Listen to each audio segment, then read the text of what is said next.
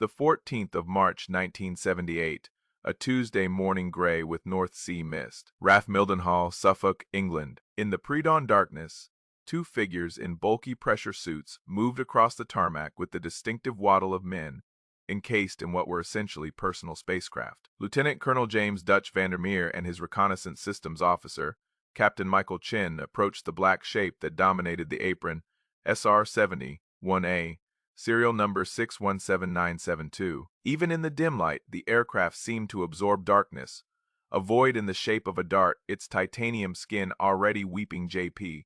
7 fuel from expansion joints that would seal only when friction with the atmosphere heated the airframe to temperatures that would melt lead. What they didn't know, what they couldn't know, was that this routine Tuesday morning sortie would be observed, catalogued, and discussed in anxious whispers in a gray stone building 1,200 miles to the east. In the Intelligence Directorate of the Soviet Baltic Fleet headquarters in Leningrad, Rear Admiral Yuri Sergeyevich Volkov would receive the tracking report with the same sinking feeling he'd experienced every week for the past 2 years. The Americans were coming, again, and there was absolutely nothing he could do to stop them. This was the Baltic Express, not a single mission, but a weekly demonstration of technological supremacy, so profound that it would help corrode the confidence of an entire military establishment, contributing to strategic miscalculations that would ultimately help unravel the world's second superpower. To understand the humiliation that began every Tuesday morning, one must first understand what the Baltic Sea meant to the Soviet Union. It was more than a body of water. It was a defensive moat,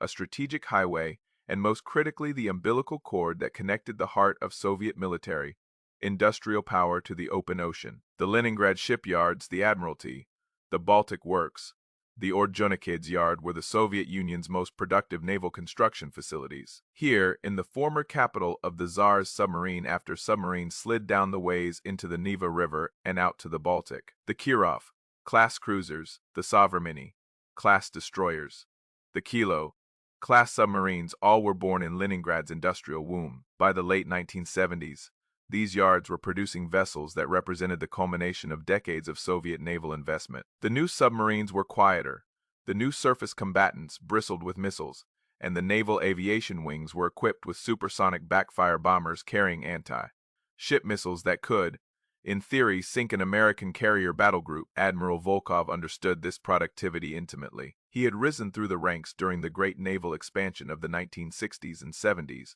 a period when Soviet General Secretary Leonid Brezhnev and Admiral Sergei Gorshkov promised that the USSR would finally achieve what Imperial Russia never had, a true blue water navy capable of challenging the West on the world's oceans. Billions of rubles, thousands of engineers, and the blood of shipyard workers who died in industrial accidents, all of it poured into making the Baltic Fleet not just a coastal defense force, but a strategic asset. The problem, the awful irony that kept Volkov awake at night, was that all this industrial might, all these submarines and warships, existed under a sky that the Soviet Union could not control. The Americans had made this brutally clear. Every week, like the scheduled arrival of a passenger train, the SR-71 would depart from England, refuel over the North Sea, accelerate to over 2,000 miles per HR, and climb to 80,000 feet 16 miles above the Earth. It would then thread the narrow corridor of international airspace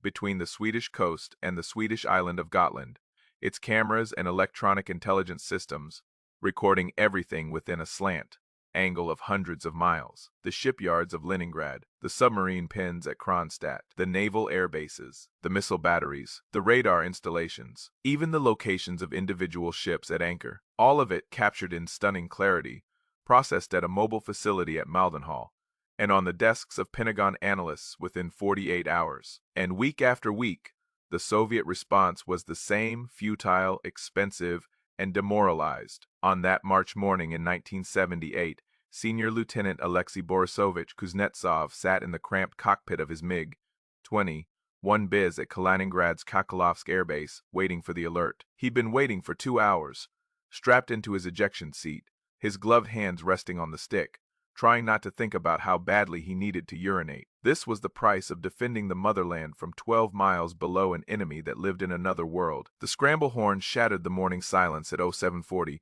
2 local time. Kuznetsov and 3 other pilots ignited their Tumansky R-25 engines and rolled toward the runway within 90 seconds. The tower controller's voice was clipped and professional, but Kuznetsov could hear the resigned frustration underneath. Contact bearing 310, speed Mach 3.2, altitude 80 plus. Vector to intercept Point Sierra 7, Mach 3.2, 80,000 feet. Kuznetsov felt the familiar combination of professional duty and personal despair. He'd been through this 11 times in the past 6 months. He'd never even gotten close. The MiG-21, for all its agility and lethal grace at lower altitudes, was completely inadequate for this mission. Its service ceiling was 59,000 feet. Pushing it harder in a zoomed climb where kinetic energy could briefly carry it higher might get him to 65,000 feet for a few seconds before the aircraft stalled in the thin air and plummeted back toward the breathable atmosphere. The American, meanwhile, was cruising comfortably 15,000 feet above him, moving 50% faster than Kuznetsov's absolute maximum speed, his cameras coldly documenting every Soviet ship and installation. Kuznetsov climbed. His altimeter wound up through 40,000 feet, through 50,000. The sky above him darkened from blue to indigo to an inky purple-black. Through his canopy he could see the curvature of the earth, the Baltic Sea spread below him like a map, the coastlines etched in white foam. At 58,000 feet, his aircraft began to buffet, the control surfaces becoming sluggish in air so thin it might as well be vacuum. Control, contact. Kuznetsov asked, knowing the answer. Negative visual, negative radar lock. Target altitude now, 80. He's accelerating out of your sector. Of course he was. The American pilot had likely seen Kuznetsov's contrails far below if he'd bothered to look. Standard procedure for the SR-71, when it detected a missile launch or an intercept attempt, was elegantly simple. Push the throttles forward. At 80,000 feet, the Pratt & Whitney J-50, 8 engines were in their element, functioning more as ramjets than turbojets, gulping the thin air and compressing it through sheer velocity. The aircraft would accelerate from Mach 3.2 to Mach 3.4, sometimes higher. By the time Soviet targeting computers calculated where to aim, the target was already miles ahead of the calculation. Kuznetsov descended, his mission a failure before it began. He would land, debrief, and file a report that would join thousands of identical reports in filing cabinets in Leningrad and Moscow. Another futile scramble, another demonstration that the most expensive, most sophisticated air defense system in the world was against this particular threat, completely irrelevant. What Kuznetsov didn't know what the Soviet military concealed from its own pilots was that the Americans weren't even trying very hard. The SR-71 never violated Soviet airspace on these Baltic missions. It didn't need to. Flying in international waters, it could photograph everything that mattered using oblique angle cameras that could resolve objects as small as a person from 75 miles away. The Americans were playing by the rules and still making a mockery of Soviet sovereignty. 16 miles above the Baltic, Lieutenant Colonel Vandermeer and Captain Chen were conducting a different kind of war. Not a violent one, but a war of information, of technological supremacy, of demonstrated impunity. Coming up on Point Charlie, Chen announced from the rear cockpit, cameras hot, Ellent sweet recording. We're getting beautiful radar signals from Kronstadt's S-200 battery. They're painting us, but they're not launching. They've learned, Vandermeer replied. His voice was calm, almost bored. This was his 7th Baltic Express mission. 6 months ago, they were throwing SA-2S and SA-5S at us, like they cost nothing. Now they just watch us go by. The view from the SR-71's cockpit was otherworldly. Through his forward viewport and the periscopic drift sight, Vandermeer could see the curvature of the Earth stretching before him. The Baltic Sea was a mottled gray-blue carpet stitched with white wave patterns. To his left, the Swedish coast was a thin brown line. To his right, far in the distance, he could make out the industrial haze over Leningrad, the smoke from the shipyards, where Soviet engineers labored to build a fleet that, Vandermeer thought with grim satisfaction, would never be able to hide from American eyes. Multiple fighter contacts, Chen reported. 4, no, 6 separate radar signatures, MiG-21s mostly, probably a couple of Su-15s. They're in full afterburner, climbing like homesick angels. How close? Closest is 17 miles below us, 25 nautical miles behind. Closing rate is negative, we're pulling away from them. Vandermeer alloyed himself a thin smile inside his helmet. Somewhere down there, Soviet pilots were experiencing the worst frustration a fighter pilot could know.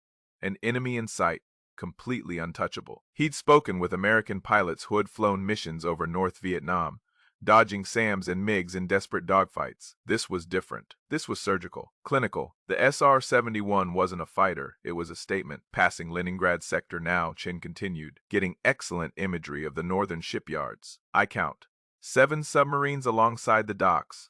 Looks like 3 kilos and 4 older Foxtrots. 2 Sovereign-class destroyers in the fitting-out basin. This is good stuff.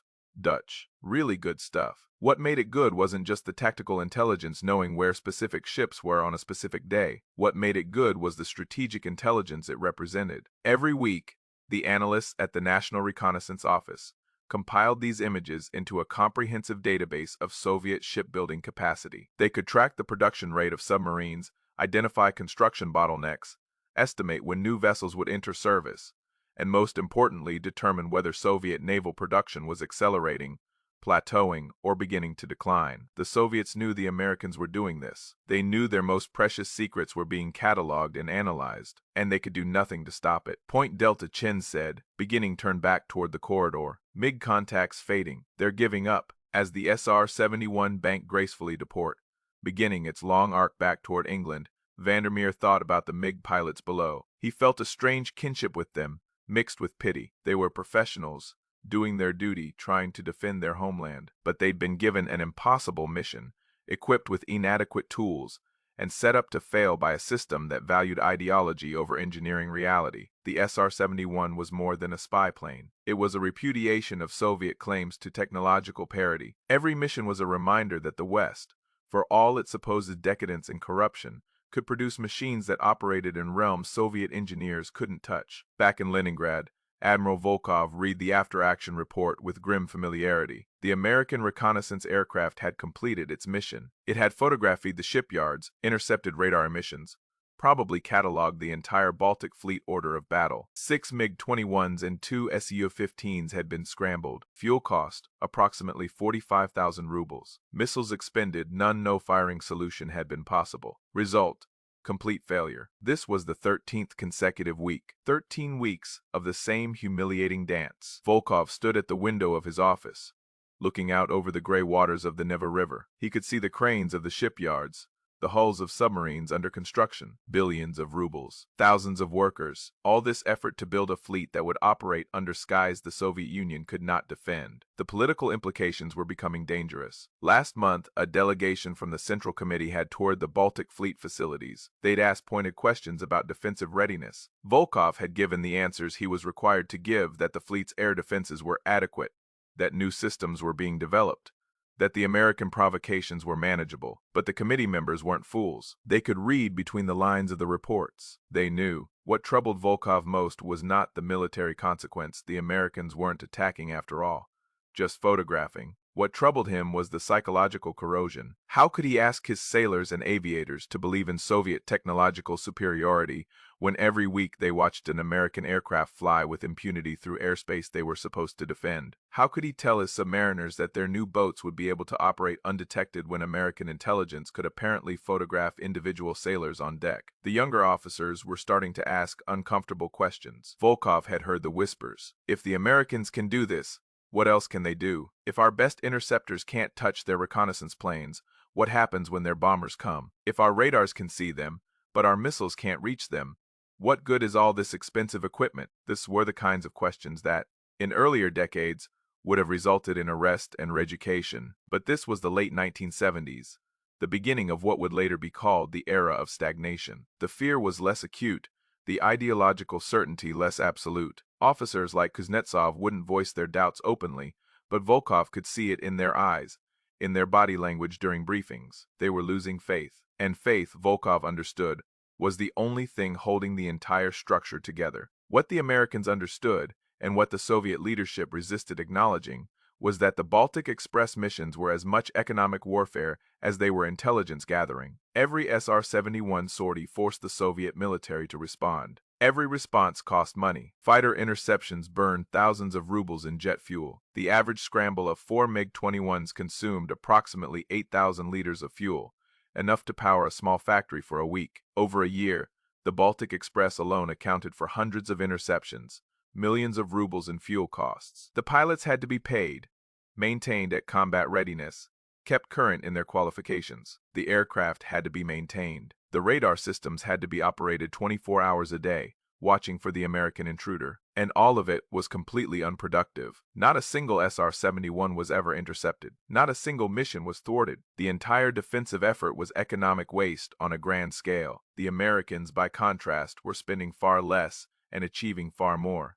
Each SR-71 mission cost approximately $200,000 in 1970s dollars expensive, but the intelligence gathered was priceless. The Pentagon knew exactly how many submarines the Soviets were building, what models at what rate. They knew the deployment patterns of the Baltic fleet. They knew where the weak points in Soviet air defenses were, all for the cost of a few flights per week, conducted with complete safety, flown by crews who never experienced a moment of real danger. This economic asymmetry was not accidental. It was the deliberate fruit of American strategic thinking. During the 1950s and 60s, American defense planners had realized that direct military confrontation with the Soviet Union would be catastrophically expensive, but forcing the Soviets to waste resources defending against threats they couldn't counter that was affordable, that was sustainable, that could be maintained for decades. The SR-71 was the perfect expression of this strategy. It forced the Soviets to maintain massive air defense networks, employ thousands of personnel, burn millions of rubles in fuel and missiles, all while failing to stop a single mission. It was economic judo, using the enemy's strength, their massive military-industrial complex, against them by forcing them to invest in systems that didn't work. By the late 1970s, this strategy was showing results. Soviet military spending was consuming an estimated 15–20% of GDP, far higher than the American percentage. The Baltic fleet alone, trying to defend itself against weekly humiliations from the sky, was burning resources at an unsustainable rate. Submarines were being built, but pilot training was being cut. New radar systems were being deployed, but maintenance was being deferred. The entire system was beginning to strain under the weight of defending against threats.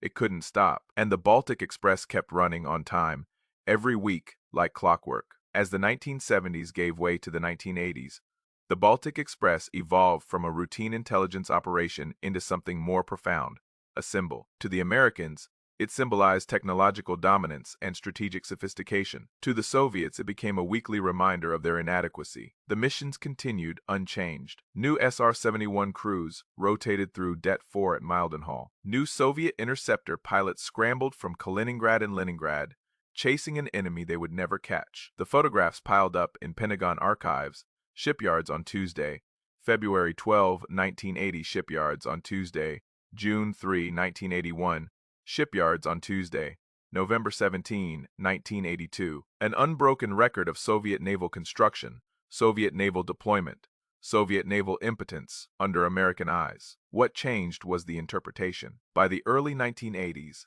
American analysts were beginning to detect something new in their weekly Baltic Express imagery.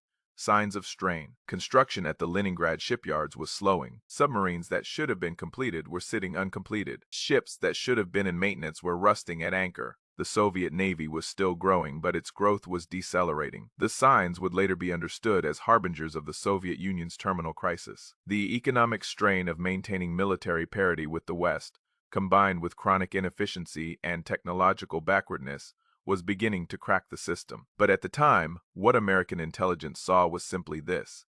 The Baltic Express was working. The weekly humiliation was having an effect. In June 1987, an SR-71 on a Baltic Express mission suffered an engine failure and descended to 25,000 feet, forced to fly slowly through Swedish airspace. Soviet MiG-25s from Kaliningrad, detecting the vulnerability, began closing in. But Swedish Viggen fighters got there first, escorting the wounded American plane to safety, ensuring the Soviets wouldn't get their long-sought prize. Even in distress, even vulnerable, the Baltic Express survived. The mission was a metaphor for the larger Cold War. The Americans, with their technological edge, could afford mistakes and still win. The Soviets, despite their numerical superiority, couldn't capitalize on American vulnerabilities because they were constantly playing catch-up, constantly reacting, constantly failing to stop a train they could see coming every single week. On November 22, 1989, Det 4 at AF Mildenhall